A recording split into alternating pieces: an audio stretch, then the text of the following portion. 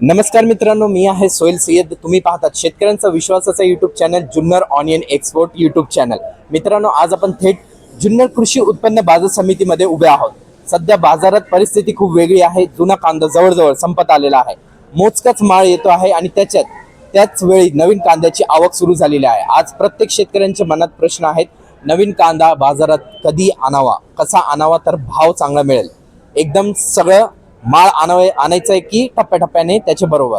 जुन्नर, आलेफाटा आणि ओतूर या बाजारांमध्ये नेमकी काय परिस्थिती आहे, कुठे आवक जास्त आहे, कुठे मागणी आहे आणि पुढच्या काही दिवसात आवक वाढणार आहे का, हे सगळं समजून घेणं आज खूप महत्त्वाचं आहे. मागचे 2025 वर्ष शेतकऱ्यांसाठी खूप कठीण गेला. भाव मिळाले नाहीत, नुकसान झाला. अनेक शेतकरी अजूनही या धक्क्यातून सावरत आहे. त्यामुळे 2026 मध्ये कांद्याचे चित्र काय राहील याविषयी संभ्रम आहे. लागवड वाढेल की कमी होईल, भाव टिकतील का की पुन्हा अडचणी येईल, आजच्या सगळ्या मुद्द्यांवर आपण थेट अशी व्यक्तीशी बोलणार आहोत जे रोज बाजारात लिलाव पाहतात. शेतकरी आणि व्यापारी दोघांची परिस्थिती जवळून अनुभवतात आणि बाजारात आतून काय चाललंय ते प्रत्यक्षात पाहतात. परदेशी ट्रेडिंगचे मालक आणि आडतदार सुमित भैया परदेशी. हा संवाद कोणावरही बोट दाखवण्यासाठी नाही, कोणाला दोष देण्यासाठी नाही, तर शेतकरी यांना योग्य माहिती मिळावी, चुकीचा निर्णय टाळावेत आणि पुढचा काळ धोकाच सोपा व्हावा यासाठी आहे. चला तर मग आजची खरी बाजारातील परिस्थिती थेट समजून घ्या. धन्यवाद. सुमित भैया परदेशी, तुमचं स्वागत आहे आपल्या YouTube channel Junnar onion export वर. नमस्कार, जय शिवराय. सुमित भैया, सर्वात आधी आजची जुन्नर कृषी उत्पन्न बाजार समितीची परिस्थिती सांगाल का? आजची एकूण आवक किती होतीये, कोणत्या प्रकारचे कांदे जास्त आला होता आणि सरासरी किती भाव मिळाले? नमस्कार. प्रथमतः सर्व शेतकरी बांधवांना 2026च्या हार्दिक शुभेच्छा. आज जुन्नर कृषी उत्पन्न बाजार समितीमध्ये नवीन कांदे व जुने कांदे मिळून आज 2000 पिशव्यांची आवक झालेली आहे. सरासरी पाहता नवीन कांद्यांना 100 रुपयापासून तर 180 रुपये आणि जुन्या कांद्यांना 100 रुपयापासून 160-170 रुपये, 180 रुपये असे प्रतीचे भाव या ठिकाणी राहिलेले आहेत. सुमित भैया, सध्या आपल्याकडे जुना कांदा जवळजवळ संपत आलेला दिसतोय, मोजका माळ येतोय. हा उरलेला जुना कांदा कसा आहे? साठवणूक केलेला, थोडा खराब झालेला की अजून टिकाऊ? नाही, नक्कीच आता जुने कांदे या ठिकाणी संपलेले आहे. क्वचित कांदे या ठिकाणी शिल्लक राहिलेले आहे. त्या कांद्यांमध्ये मूळचं प्रमाण आणि खराबचं प्रमाण वाढलेलं आहे. त्याच्यामुळे जुन्या कांद्यांमध्ये गिराईकी कमी आहे आणि या ठिकाणी नवीन कांद्यामध्ये गिराईकी चांगली आहे. सुमित भैया, आता जुन्नर बाजारात नवीन कांद्याची आवक सुरू झालेली आहे. नवीन कांदा आणि जुना कांदा यामध्ये आजची घडीला भावात किती फरक दिसतोय? या ठिकाणी नवीन कांदे आणि जुने कांदे याच्यामध्ये प्रतवारीनुसार या ठिकाणी भाव राहिलेला आहे. जर आपण पाहिलं तर नवीन कांदे जे आहेत चांगल्या प्रतीचे ते आजही 160 रुपयापासून तर 180 रुपयापर्यंत विकले जातात. त्याचप्रमाणे जुने कांदे असतील आणि चांगल्या प्रतीचे असतील तर 130 रुपयापासून तर 160 रुपये असे या ठिकाणी बाजार राहिलेले आहे. जेव्हा आवक कमी असते तेव्हा लिलाव लवकर होतो. अशा वेळेस काम करताना जास्त मजा येतो की जास्त आवक असली की समाधान वाटतो? नाही, नक्कीच आवक कमी असू द्या किंवा जास्त असू द्या, काम करताना आम्हाला समाधान हे नक्कीच वाटतं. सुमित भैया, इतका मोठा माल लिलाव करताना तुमच्यावर मानसिक दबाव असतो का? डोक्यात काय चालू असतं? शेतकरी, व्यापारी आणि पुढची विक्री? नाही, नक्कीच आम्हाला काम करताना या ठिकाणी आम्हाला शेतकरी पण या शेतकऱ्यांचा विचार करावा लागतो आणि व्यापाऱ्यांचाही विचार करावा लागतो आणि दोघांमधला आम्हाला या ठिकाणी समतोल हा राखावा लागतो. सुमित भैया, लिलाव नंतर पैसे देताना नेमकी काय परिस्थिती असते? कॅश आणि क्रेडिट यामध्ये संतुलन कसं साधावं लागतं? या ठिकाणी निलाव झाल्यानंतर पेमेंट हे आपलं NFT RTGS या ठिकाणी ऑनलाईन पद्धतीने होत असतं आणि परिस्थितीनुसार शेतकऱ्यांना अडीअडचणीला निलाव झाल्यानंतर कॅश स्वरूपामध्ये पण पेमेंट दिलं जातं. भैया, या सगळ्या प्रक्रियेत कधी फायदा होतो, कधी तोटा होतो, तरी रोज हे काम करताना स्वतःला मोटिवेट कसा ठेवतात? शेवटी हा बिझनेस आहे, याच्यामध्ये प्रॉफिट लॉस हा ठरलेला असतो.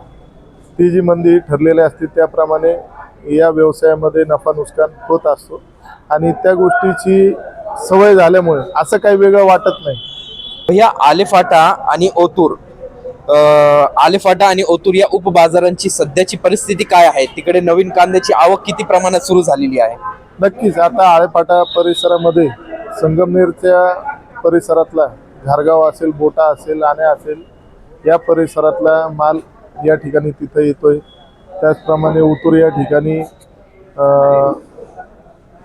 तिथं असणाऱ्या परिसरातील कांदा या ठिकाणी येतोय. आणि त्याचप्रमाणे जुन्नर कृषी उत्पन्न बाजार समितीमध्ये जुन्नरमध्ये आणि आंबेगाव तालुक्यातील या ठिकाणी नवीन कांद्याची आवक या ठिकाणी चालू झालेली आहे. भैया, जुन्नर, आलेफाटा आणि ओतूर या तिन्ही बाजारांमध्ये आज भावात किंवा मागणीत काही फरक जाणवते का? असं काही नाही. शेवटी जुन्नर मार्केट, उतूर असेल, आळेफाटा असतील, हे तिन्ही मार्केट प्रथमतः जुन्नर तालुक्यातील असून जे काही बाजारभाव असतात या तिन्ही मार्केटला एकाच पद्धतीने, सेम पद्धतीने असतात. शेवटी ज्यावेळेस व्यापार होतो हा शेवटी मालाची जी प्रतवारी असते त्या क्वालिटीनुसार या ठिकाणी माल विकले जातात. नवीन कांदा बाजारात आणताना शेतकऱ्यांनी कोणती गोष्ट लक्षात घ्यायला हवेत? उदाहरण, सुकवणं, मोकळी माती, साईज, कापणीनंतर किती दिवसांनी बाजारात आणावा? माझी तर शेतकरी बांधवांना विनंती राहील का आपण नवीन कांदा काढल्यानंतर त्याला सुकून द्यावा, वाळून द्यावा आणि मग त्याच्यानंतर आपण ग्रेडिंग करून ज्याच्यामध्ये भुगे असेल ती वेगळी काढणे, बदला असेल तो वेगळा काढणे आणि मुक्कल साईज कांदे असतील तर मुक्कल साईज, जर गोळे निघाले त्याच्यानंतर गोळे या ठिकाणी वेगळे भरणे, अशी प्रतवारी करून या ठिकाणी आपण निवड करून कांदे मार्केटमध्ये आणावे. भैया, नवीन कांद्याला चांगला भाव कधी आणि कशा पद्धतीने मिळतो? एकदम सगळा माल आणावा का की थोडा थोडा करून आणलेला जास्त फायदेशीर ठरतो? माल जर थोडा थोडा करून आणला तर ते सोयीस्कर असतं, जेणेकरून बाजार वाढले तर त्या पद्धतीने आपल्याला बाजार मिळत राहतात. म्हणून कांदे थोडे थोडे विकत राहणे कधीही चांगलं असतं. भैया, सध्या महाराष्ट्राबाहेरील बाजारांमध्ये इतर तालुके किंवा राज्यांमध्ये कांद्याची आवक आणि मागणी कशी आहे? सध्याची परिस्थिती पाहता या ठिकाणी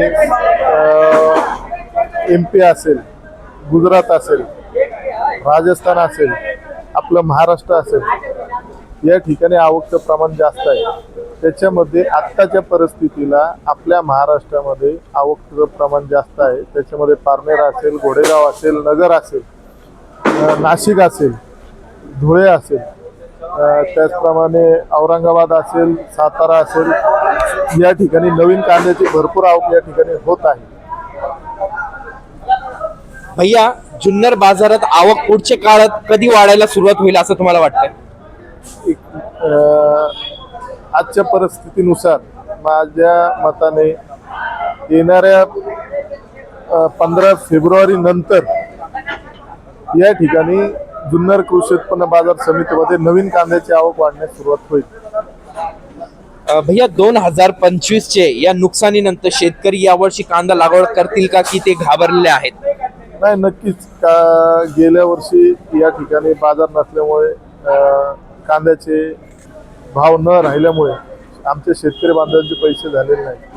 पण शेवटी कांदा एक पीक आमच्या शेतकरी बांधवांचं हक्काचं पीक आहे. त्याच्यामुळे येत्या वर्षी या ठिकाणी कांद्याची लागवड या ठिकाणी चांगल्या प्रकारे या ठिकाणी जुन्नर तालुक्यामध्ये झालेली आहे. त्याचं प्रमाणही या वर्षीच्या तुलनेत चांगलं आहे आणि या वर्षी वातावरण चांगलं असल्यामुळे कांदे या ठिकाणी यावर्षी साईजमध्ये म्हणा, वातावरणाच्या साईजमध्ये आणि गळीतमध्ये, म्हणजे ज्यावेळेस कांदे काढू आपण त्यावेळेस येणाऱ्या गळीतमध्ये नक्कीच हा बदल झालेला असेल, त्याचं प्रमाण वाढलेलं आहे. भैया, शेवटचा प्रश्न, आजची परिस्थितीत जुन्नर तालुक्यातील शेतकऱ्यांनी तुम्ही काय संदेश द्याल? नवीन कांदा आणताना आणि पुढची काही महिन्यांसाठी त्यांना काय काळजी घ्यावी? नक्कीच शेतकरी बांधवांना विनंती राहील का आपण नवीन कांदा आणताना तो सुकून प्रतवारी करून या ठिकाणी जुन्नर कृषी उत्पन्न बाजार समितीमध्ये आपण या ठिकाणी आणावा, अशी माझी आपणास विनंती राहील. भैया, धन्यवाद, खूप खूप धन्यवाद. जय शिवराय.